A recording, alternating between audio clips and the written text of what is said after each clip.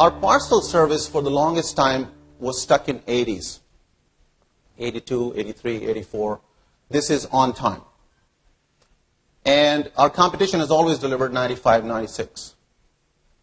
And when you don't have the basics right, you cannot become the number one e-commerce leader like we are today.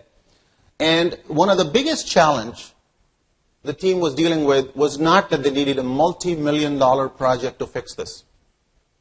We just had to decide that we have a sense of purpose and we want to be the number one in e-commerce. The very first question team asked, well, all of our cutoffs and all of our processes are designed to move mail. So if you miss parcels, they'll go on the next day's truck or the next available truck.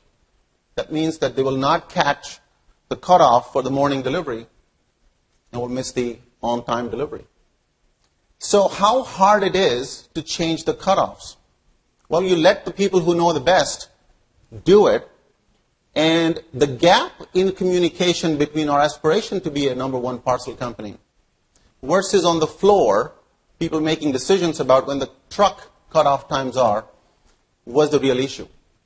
Issue was not that we weren't capable. Issue was that the chain of command and the communication where it mattered was not happening. And we did that literally in 90 days.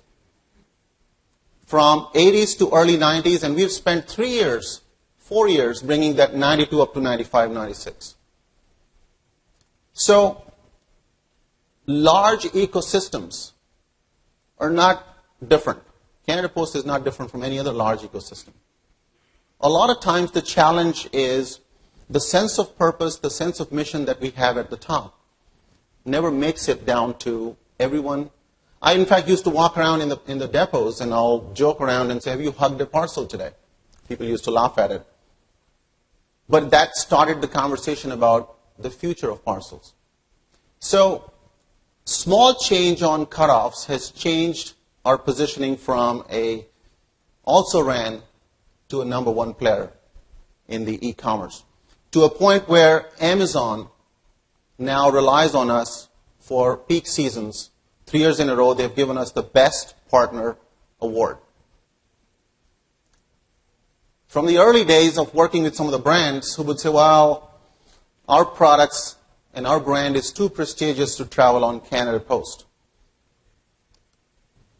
And all of those brands over the last 3 years have come along to Canada Post because 35 to 40% of Canadians are not home during daytime. And when you're not home, you have to go drive to the airport to pick up your package.